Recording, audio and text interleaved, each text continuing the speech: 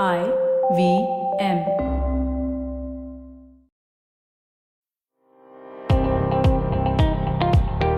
Welcome to All Things Policy, a daily podcast by the Takshashila Institution. We are a bunch of policy nerds based in Bengaluru, and we like bringing fresh perspectives to Indian affairs and Indian perspectives to global affairs. So grab a cup of coffee, sit back, and join us for today's chat. Welcome to All Things Policy, the daily public policy podcast where we explore anything and everything in the realm of public policy. My name is Satya, and I'm a research analyst at the Takshashila Institution. Today, we are diving into the world of artificial intelligence and its groundbreaking impact on healthcare, with a particular emphasis on mental health. So, while we navigate through the advancements that AI offers for medical settings, we'll also be talking about its pivotal role in mental health care and examining the challenges and opportunities that lie ahead. With me today to star in this podcast is Shristi Srivastava, the CEO and founder of Infiheal, a platform for mental health care in India. So, Shristi, thank you for so much for joining us today. And I'll let you make your own introduction. Sure. Uh, Thank you go ahead. so much for inviting me here. So, just a quick introduction. I'm the founder and CEO of Infiheal. I'm an IIT Bombay alum, and post that, I did a few stints in the private and public sector both before founding my own startup in mental health care. And I identify as neurodivergent, and I realized that there should be apps that help neurodivergent people navigate their life. That was the starting point, really. And I also realized that my story is not just an isolated kind of a story or an incident. It's a story that's shared by several million people in India and many more globally. And technology actually has been quite impactful in improving lives of people by improving accessibility and affordability in healthcare and also in mental health care. But the key thing that we are trying to solve is, how do you take all the advantages of tech but not compromise on the quality, right? So that's actually a very important area for us. So I think with that we can get started. Right. Yeah. So aside from the quality, it's also what a lot of other technocrats may say are disregarding of risks, which is extremely Yes. important to take alongside this. But okay, so let's dive into the first question, which is, I mean, do you have any specific examples where you had seen AI being used to improve healthcare generally? Because from the get go, let's say we already know what AI can obviously do, which is it can drive advancements for, let's say, diagnostics, or to save time, and save the cognitive burden of healthcare professionals by automating a lot of the mundane tasks in a clinical Mhm. routine, right? So aside Right. from this obvious advantages of AI, which is what generally enhancing what technology already offers, do you have any in your experience, did you know of any examples of AI being used in healthcare? Absolutely. I think right from the get go, even before the AI revolution, so to speak, AI was being used for a variety of use cases. Cure AI was using AI to actually enable diagnostics for lung diseases, right? And that was a very successful use case. Additionally, even in mental health, there have been AI chatbots like Visa, Uper, and Wobot, and they are more of late that are coming up that are focused more on the generative AI. So we definitely have use cases apart from chatbots and diagnostics as well. You have like AI powered journals, you have AI powered recommendations for mental health, podcast recommendations that are powered by AI. So things like that actually have been around for quite some time, and they have been quite helpful.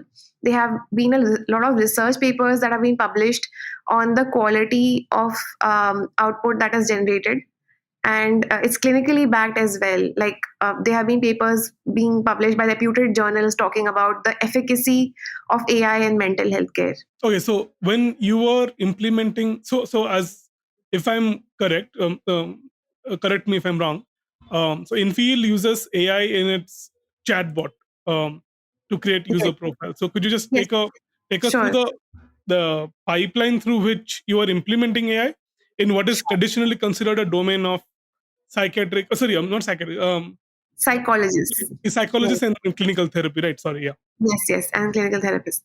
So we call our chatbot an AI coach because the idea is that Hilo is not a therapist himself.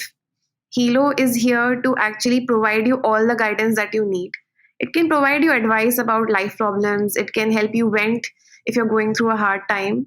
It can provide you with movie recommendations, podcast recommendations, guided exercises, take you through a conversational flow that is designed by a therapist, and if needed also match you to one based on your personality type, because our chatbot is equipped to actually infer your personality traits based on your conversational style and the linguistic markers that you are using very very organically.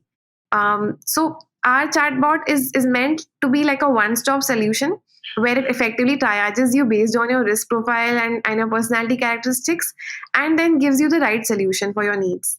So solution could be within AI itself, or it could be, it could lie in being matched to a human therapist. That is dependent on the case itself. So a very interesting way of kind of blending human and AI systems, which is what mental health care and healthcare in general needs. It needs a more personalized approach. We can't forget the humans in our enthusiasm for AI. I agree with that. And just on a personal note, when I was seeking mental help for so my mental affliction or whatever, um, the the therapist that I was seeing at the time, they recommended me for psychiatric medication later. So, I mean, obviously, there's the cognitive burden attached to the to these two different stages, right?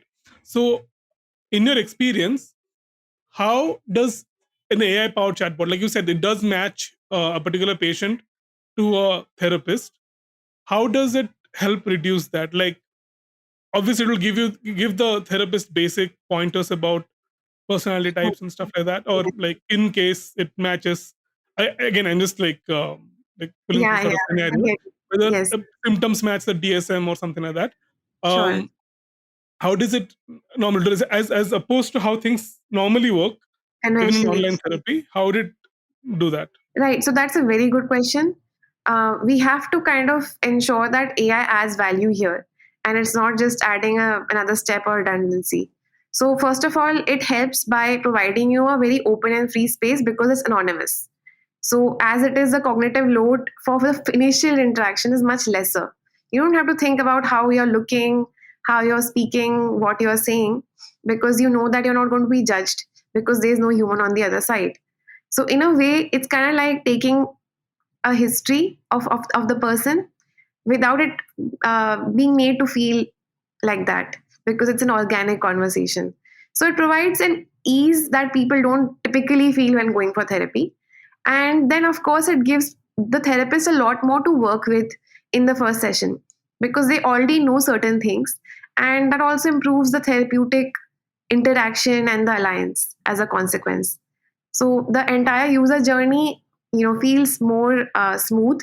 It's more informed, and it's also faster. That actually explains a lot because in my experience, a lot of people usually get turned off of therapy in their initial couple of sessions because they feel like it's not really Yes, solving issues. Except, yes, I mean, it's usually a trial and error thing, or it takes it takes true quite a bit that. of time to start showing effect, especially if it's not without psychiatric intervention as well. Correct. Okay, so let's now look at the aspect where the kind of obstacles you face while integrating AI into mental health services, right? Now this can either be uh, in terms of function, like as you start on creating a product, it could be either in terms of functionality, or in terms of navigating, let's say, regulatory um, Hmm. uh, requirements, right? And finally, the final part, which is like selling a product to customers, Yes, especially when mental health is considered has a particular stigma attached to it, as opposed definitely. to other Yes. healthcare services. Right. So, if you're asking me how I navigate the entire spectrum of things, right from regulation to the stigma, I would say that anonymity helps to quite an extent in lessening the stigma aspect, which is actually a cornerstone for us. So we realize that if we make it anonymous, a lot more people will feel more free while conversing with the chatbot. So that's of course one thing that we tried. Additionally, I think mental health in general, it will require an approach where you are more focused on a B2B2C kind of an approach versus a direct B2C approach. You can have B2C, and of course you can have like a social media page and all of that, and try the usual route. But the actual benefit to the client where they can do therapy in a sustained way, that I think is more possible in an organizational setting where it's just more of it's basically free, right, to the client. They're not really paying for it, so there's more openness to attempt something like this. And I also think that mental health should be a right, just like physical health is a right. So public and private institutions must provide people a basic minimum. And we do see that on a policy side, the implementation of the mental health policy, can actually improve to ensure that the idea of accessing mental health care reaches not just the tier 1 and tier 2 cities, but also Bharat. So that's actually where we want to partner with government bodies, with private bodies, and that also helps in increasing awareness, in reducing stigma. And as far as the regulatory compliance is concerned, at the moment there are regulatory guidelines for IT based products. There are also guidelines for therapists, but there's nothing necessarily for AI therapists. That actually happens to be a gap. So in the absence of that, there are apps that are providing all kinds of services.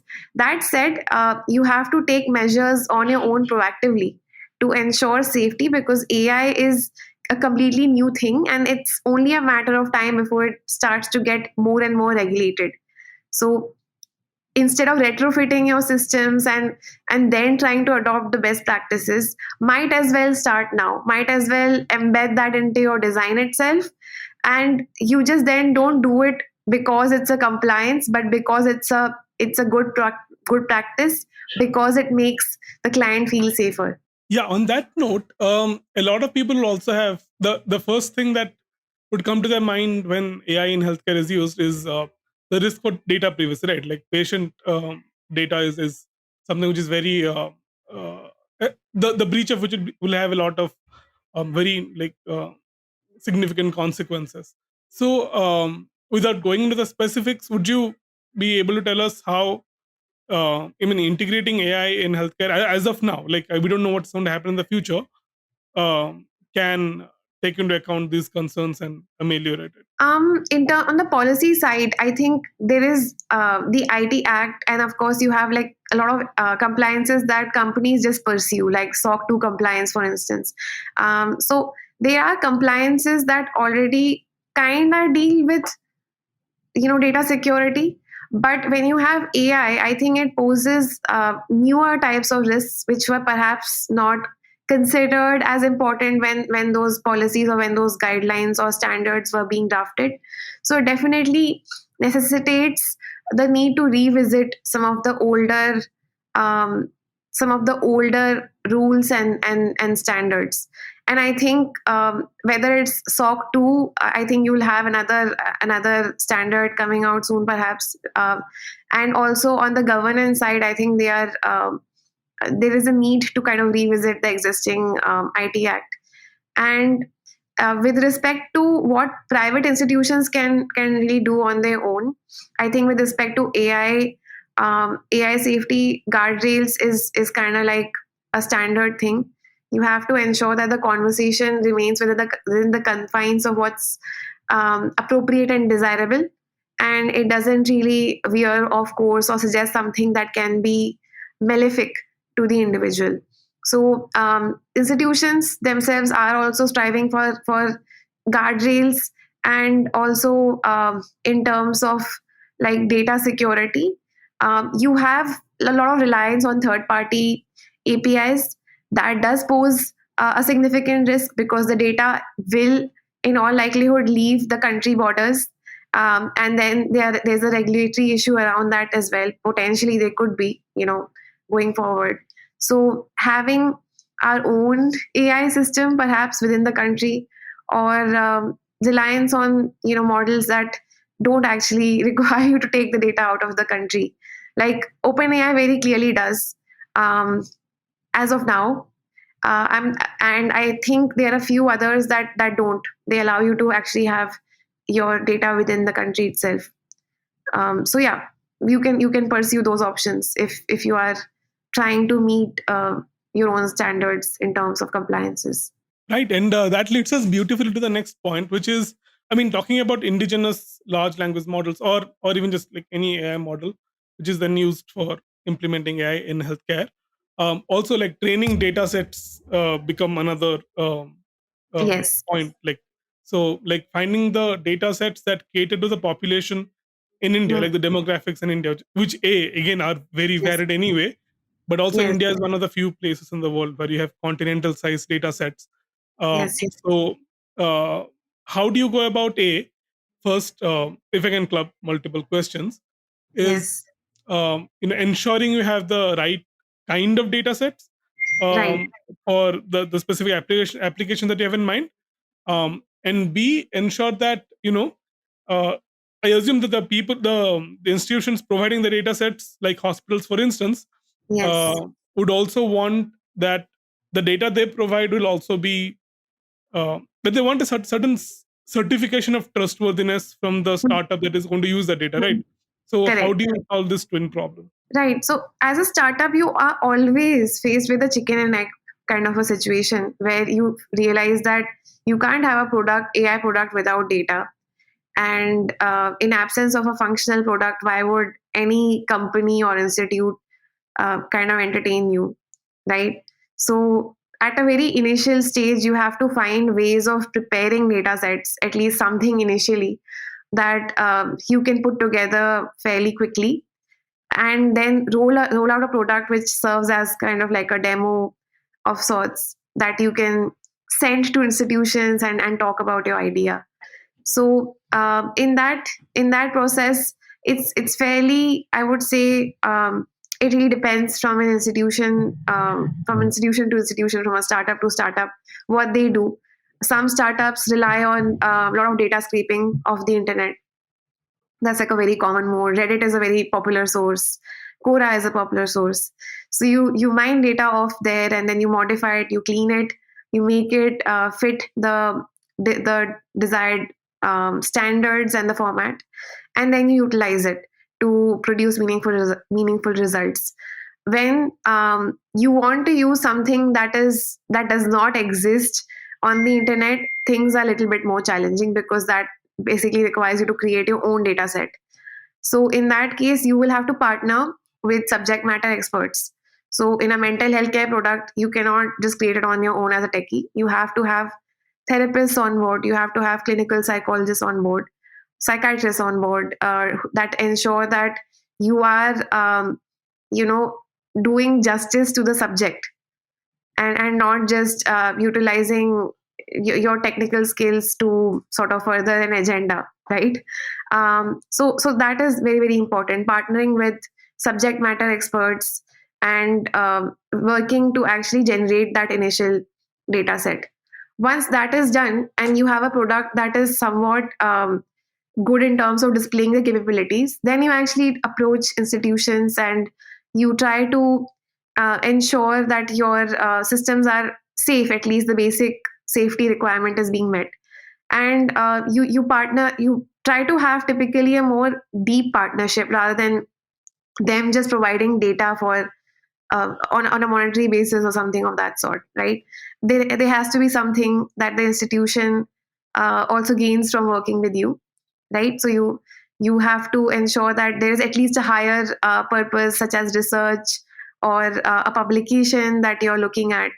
And that's a good practice too, right? Like especially in healthcare, like why not? So that actually is also a useful um, proposition or a proposal to get into. Stay tuned to All Things Policy. We'll be right back after a short commercial break.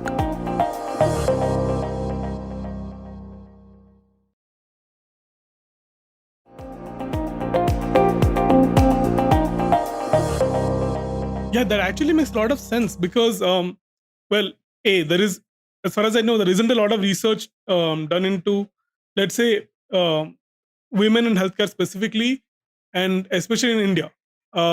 And if institutions can benefit from the insights provided by AI processing the particular data sets and then providing those to researchers working on this in this field, that could potentially lead to breakthroughs.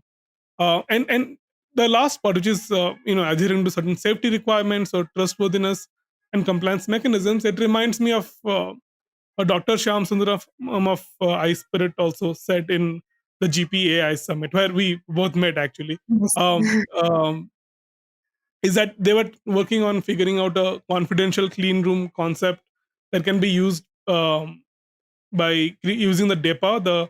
This is the data empowerment and protection architecture, which is a data governance model, and Okay. ideally this would allow like institutions like hospitals to pass on trusted patient data with the full knowledge that this Yes. data is going to be used only for training Haha. for a particular model for a particular purpose inside that confidential clean room, Yes. where the other party will not know exactly what the particulars of the data are, but the other party will know that their model is being trained on this specifically. So Ha. I mean, I guess if we see that being implemented, maybe that will be a Right. great way of democratizing access to startups in this space. All right. So Definitely. yeah. So now you've talked about how validation works for let's say AI in healthcare. Um, have you, in your experience, seen Yes. socio-economic or historical factors from the patient population to be obstacles that you need to surmount when, like, Mhm. let's say, deploying AI in healthcare? That is actually a very, very good question. So you do encounter this a whole lot, that you do see that there are biases in terms of the data. Like it depends on who's actually the end user of your product. So if your end user is from a higher socioeconomic strata, right, they will typically be having certain characteristics that people from other strata will not have, and that will essentially bias your data. So in that case, again, you have to sort of make those initial first moves where you preempt that, okay, this kind of a thing can happen, and so I'm actually going to go after this data set. If you want to focus on like a full spectrum kind of a thing, like there are a lot of startups that take that business call that, hey, I'm only focused on this target audience, and I don't really care about like reaching the hinterland or the rural part of India, right? But if you are somebody who perhaps wants to work with the government, and you have like you're like a policy nerd like me, and you do wish to actually partner with the government at some point of time, so then you will want to have like a data set that is as diverse and as vast as it can be. And here then you have to seek target, or how do you get to that target audience? It might be slightly more challenging at the start, but are there ways where you can get to them slightly more organically without burning a lot of money, right? So that is one thing. And the other is you kind of try to preempt that, okay, this can happen. This is like, for example, we didn't anticipate that if we are to build something for the government, you will have farmer related issues, like farmer suicides more specifically, right? We don't have any data like that in our database, but once we actually went through the process, we realized that we should have that. And then we worked to actually, initially at least, create case studies and examples on our end that we could put inside our models. So at least you have something to work with, something that is providing something meaningful to the end user. And then as the product reaches the masses, you'll automatically have the kind of data that you need to make it into a much more advanced and a better product. Right. So, and also on the deployment side of things, if, for instance, a particular AI product is trying to figure out how to allocate a patient who is anonymized and may not have provided their own economic, situation to the as data to the AI. Yes. If they are maybe, let's say, Yes. allocated to a particular like a therapist or a particular care center, say, which the AI the product is trying to do, it may not fit their economic strata, right? Like it may not be something that they can be able to afford, and that can also turn them off Yes. healthcare in the first place. Yes. Even if I keep it free, I would say even if I make this like free, which it is right now, even then you will find that it will be mostly a metropolitan crowd coming in, right? Just because of how the awareness is about mental health. So even if you try to reduce all kinds of barriers like price and access, even then there are certain barriers that just exist inherently because of the kind of product that you're building, and very very very hard to do that, like we just discussed, that it will involve a lot of effort on the awareness side, right? That can't be a one person's job, especially in such a market. People have tried to build a market in other sectors and they have managed to do so successfully, but mental health requires a more nuanced approach. In comparison, healthcare in general requires a more nuanced approach, I would say. And I'd also argue a lot more allocation of resources, brings us to another point, which is the role of healthcare professionals as the deployment of AI, let's say, increases in the healthcare sector, and not just in mental health care, generally across the spectrum. Mhm. Have you seen any trends in India or elsewhere in this field? Like, have our roles changing of these professionals, or are is it increasing the productivity, something like that?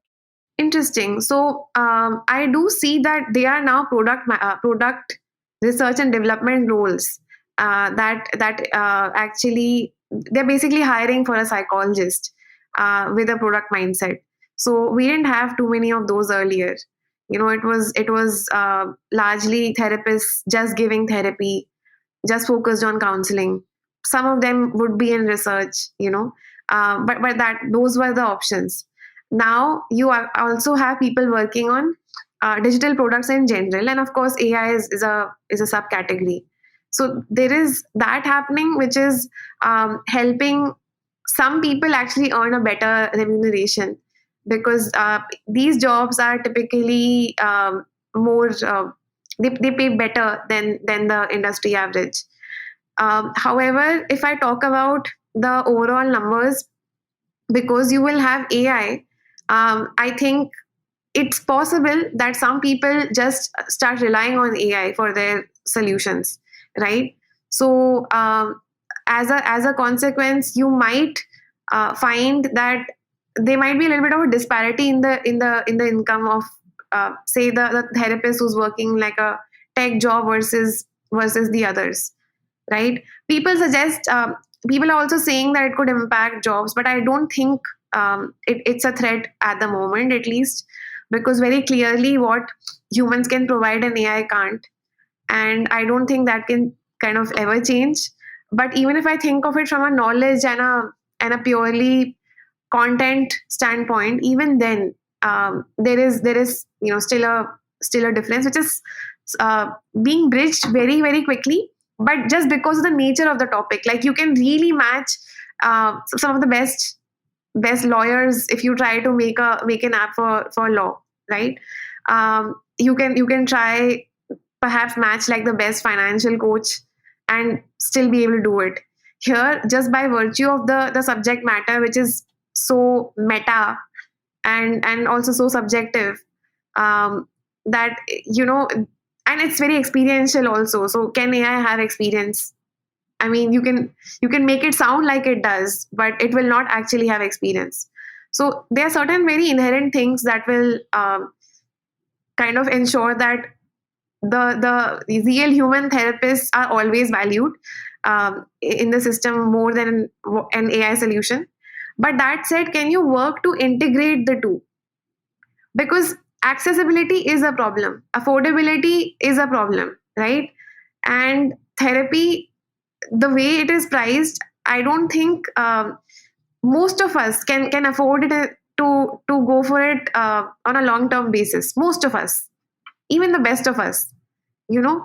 So there has to be something that is cheaper than that. I think there's a general consensus there. So I think we should focus on AI for just that, the fact that it can provide access and affordability, and not necessarily the other things, or look at it as a replacement of sorts. That's a great answer, actually. The first thing is, yes, I agree completely on the fact that it is not sustainable for the majority of the population, even in metropolitan India, to afford constant therapy sessions or psychiatric medication. And then there's a whole issue of what kind of psychiatric medication is even is available in India. The other thing, which is, yes, convincing people of the fact that AI as of now is not doing any actual thinking or is not an actual intelligence. It's basically mostly predictive in nature, and it's not actually sentient, right? So uh, yeah, so that's extremely helpful. All right, so we are moving to the last question of this already near 30-minute mark. Is so at this point we have been talking about AI in mostly a role that is kind of augmentation in nature, right? It's mostly helping Hmm. the Augmenting yeah, human healthcare capacity. professional at the end who's making the decisions, or the patient who is finally uh, availing the service of the AI chatbot or so, making the final decision as to how to do something. Um, do you have you seen anything as of now which is a proactive intervention based on an AI solution, or something more personalized like this? Because I've been hearing talk about, let's say, I mean, machine learning models already there, which are allowing for patient monitoring or something like that. But in actual clinical use, have you seen any proactive use of AI? In a very very strictly clinical setting, I would say not necessarily. But this is actually seen, like you said, Gen Z and millennials are more likely to gravitate towards these type of solutions, and that is on the B2C side. And as we discussed, B2C is very hard to, from a profitability standpoint. So that said, there are merits of it. It helps you build a more robust and a more rounded database than strictly B2B. So to kind of answer your question, pure AI based solution in a clinical setting, no. But an AI plus human thing in a clinical context for especially common mental health disorders like anxiety and depression, yes. And there have been research papers to suggest that it does tend to work well. With respect to how much of a reliance we can have on AI going forward, I don't think any of us thought that we will reach this point in AI journey so quickly, that we are now talking about AGI happening very soon, right? At least people are kind of really excited about the prospect of. Some people are excited, some people are fearing it. Nevertheless, there happens to be a lot of buzz around it, right? We didn't anticipate that, say, 5-10 years from now, right? But now we do. So what will happen if you actually do have AGI? Will people actually prefer that, knowing that it's AI? So there are a lot of such questions that will actually come up. Needless to say, even then, there has to be some sort of a systemic overhauling of the system, because regardless of what happens, therapy is expensive. Therapy is not affordable, not accessible, right? So something will have to happen. Maybe because of AI, you might find that there is a push to sort of work on improving certain aspects of therapy. Like, for example, one thing that kind of is not very great is the academia to industry transfer in psychology. So there's a lot of research happening, but it doesn't come to the client. The client is discovering that, oh, ADHD, now you can do this also for it, right? So lot of onus is on the client. So that actually people will be forced to sort of have something like a continuing medical education kind of a thing for therapists as well, because you have to keep up.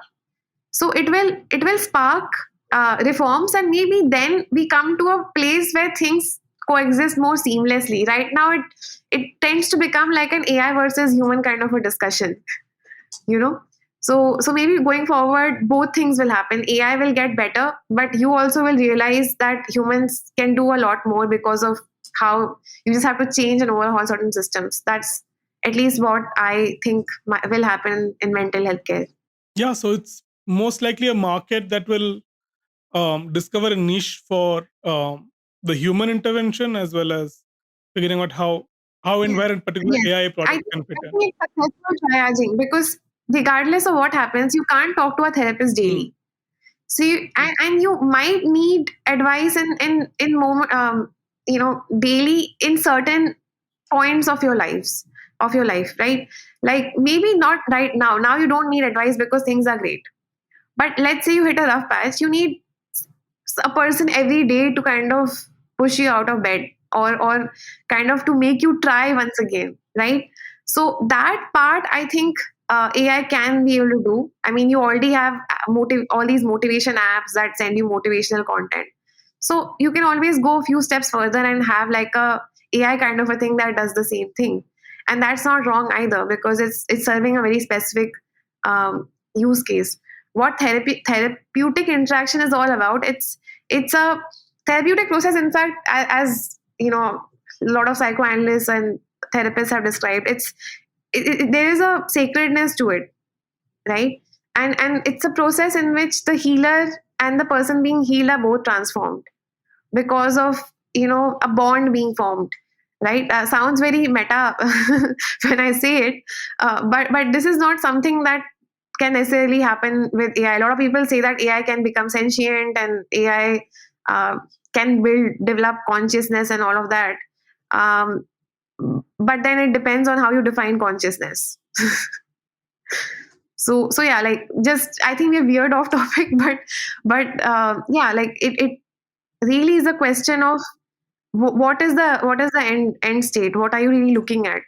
Yeah, I mean, at the end of the day, the marginal improvement matters, right? For someone who may actually be skeptical towards how an AI chatbot can help them in their daily life, at a particular juncture, if they Yes. do need it, even though they might still be skeptical towards it, it can help them in that particular moment. Which is, yeah, and I agree, a lot of people don't think about it that way either. But anyway, thank you so much for taking time out to appear for the podcast. So to all our listeners, stay tuned for the next All Things Policy episode. This is Satya saying goodbye. Thank you so much. If you liked our show, don't forget to check out other interesting podcasts on the IVM network. You can tune into them on the IVM Podcast app, ivmpodcast.com, or wherever you listen to your podcasts. You can also follow IVM on social media. The handle is @IVM Podcasts on Twitter, Facebook, and Instagram. And hey, if you'd like to dive into Takshashila's research on technology, strategy, and economic affairs, check us out at our Twitter handle @TakshashilaINST or our website takshashila.org.in.